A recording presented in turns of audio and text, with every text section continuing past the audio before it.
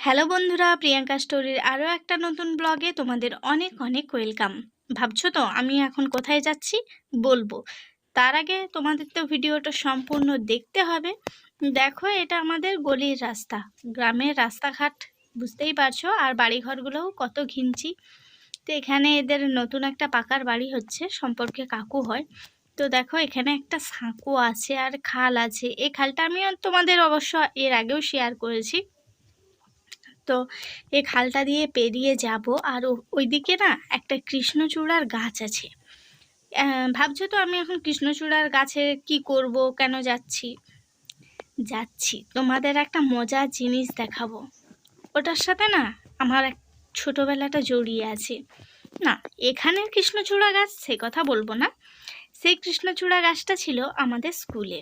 আর দেখো, এই যে গাছের কাছাকাছি আসতে এই যে মন্দিরটা, এই মন্দিরটাতে মায়ের পুজো হলো সেদিন, যে কারণেই আমার বাপের বাড়িতে আসা। আর এই দেখো, এই যে সামনে, এই রাস্তাটার সামনেই দেখো কৃষ্ণ।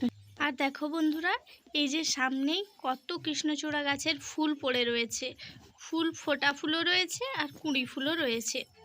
কাল এদিকে যখন দোকান যাচ্ছিলাম তখন গোটা কতক কুঁড়ি ফুল কুড়িয়েছিলাম তোমাদের সাথে ভিডিও করে শেয়ার করব বলে, কিন্তু জানো তো সেগুলো ফ্রিজে রাখতে ভুলে গেছি। আর সব দেখছি আজকে নষ্ট হয়ে গেছে। তাই আবার আজকে একবার ফিরে এলাম এই একই জায়গাতে, কিছু কুঁড়ি ফুল পাই কিনা দেখার জন্য। তো এসে প্রথমে দেখলাম যে কুঁড়ি ফুল একদমই নেই।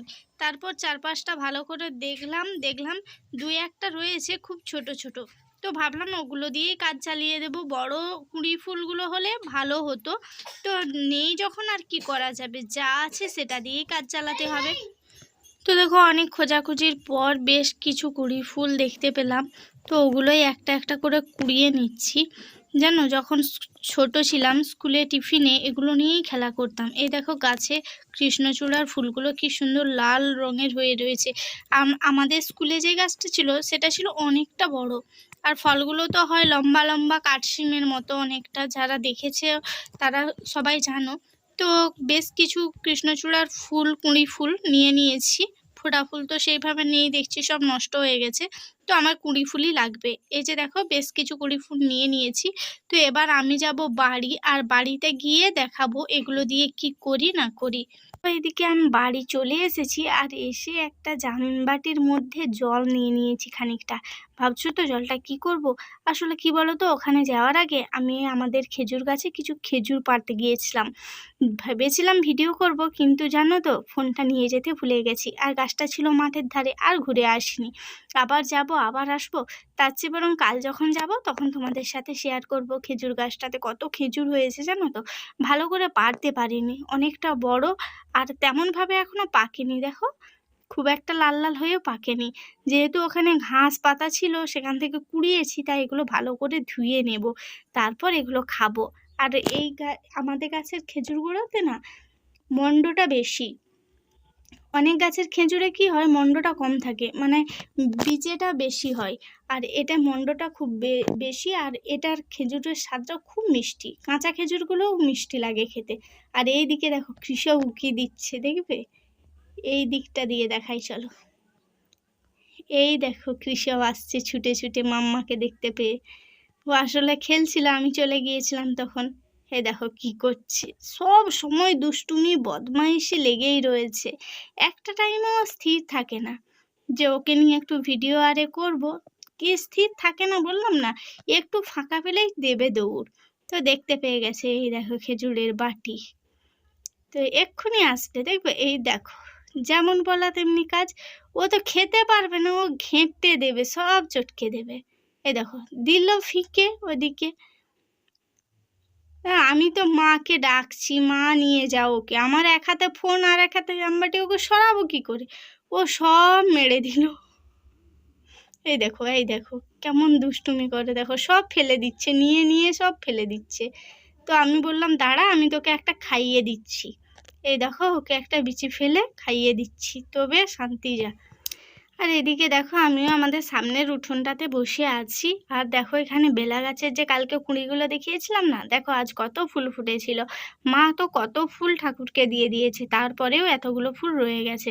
আর এই দেখো, ধুয়ে নিয়েছি খেজুরগুলো দিয়ে, এখন আমি দু একটা খাবো। তো তোমরা কে কে খেজুর খেতে ভালোবাসো অবশ্যই জানিও। আর তোমাদের ওইদিকে কি এই খেজুরের গাছ রয়েছে?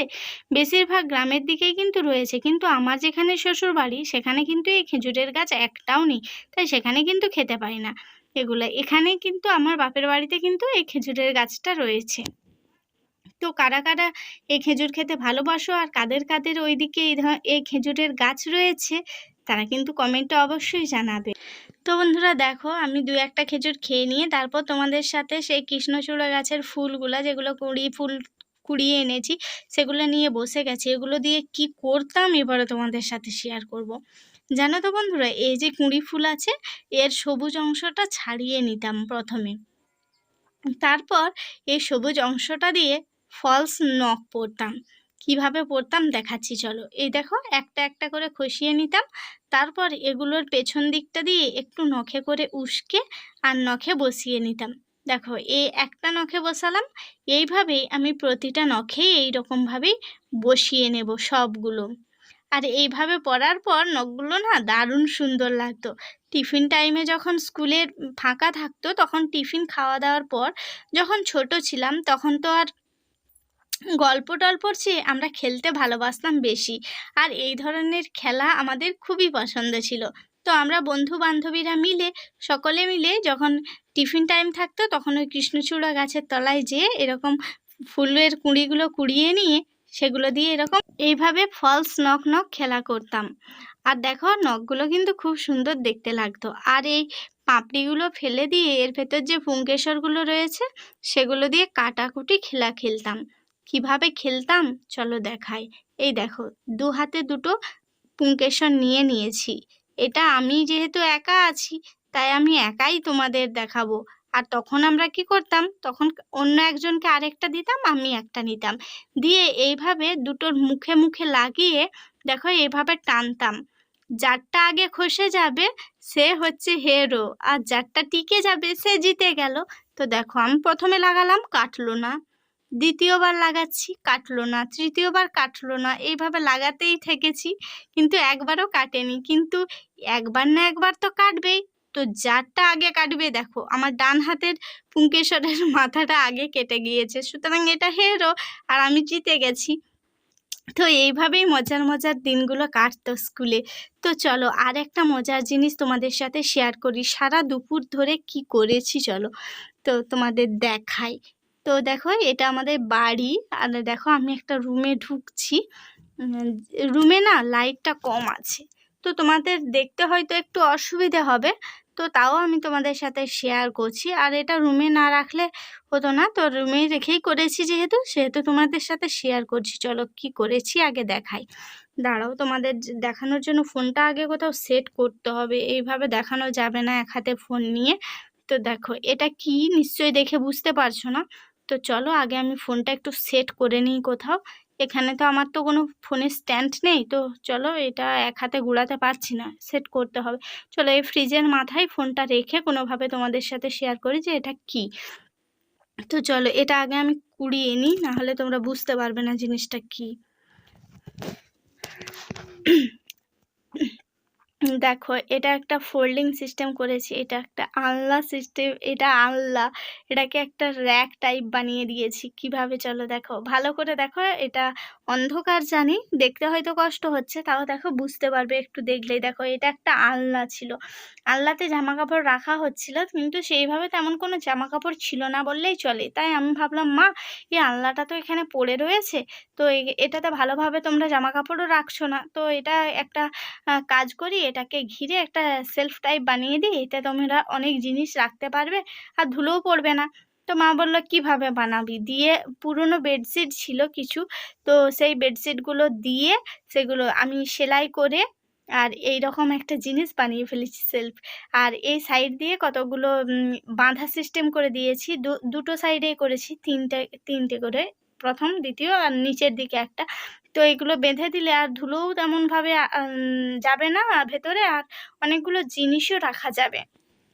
তো বন্ধুরা, এই আইডিয়াটা তোমাদের কেমন লেগেছে অবশ্যই জানিও। এটা সম্পূর্ণ আমার নিজস্ব আইডিয়া, নিজেই ভেবেচিন্তে এটা করেছি। তো এটা তোমাদের কেমন লেগেছে অবশ্যই জানিও। আর আজকের ব্লগটা এখানেই শেষ করছি, টাটা।